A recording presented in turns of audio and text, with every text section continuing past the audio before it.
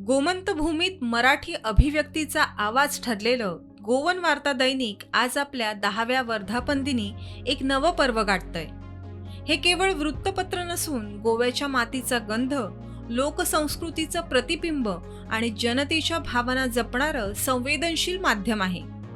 गेल्या दशकभर निर्भय आणि प्रामाणिक पत्रकारितेचा वसा घेत गोवन वार्ताने गोवा, सिंधुदुर्ग, कारवार आणि बेळगावातील मराठी वाचकांमध्ये विश्वासार्हता निर्माण केली आहे. स्थानिक बातम्यांपासून ते सांस्कृतिक, सामाजिक, महिला, युवा, क्रीडा आणि गुन्हेगारी विषयांपर्यंत सर्वच बाबतीत सजग आणि संवेदनशील दृष्टिकोन ठेवलाय.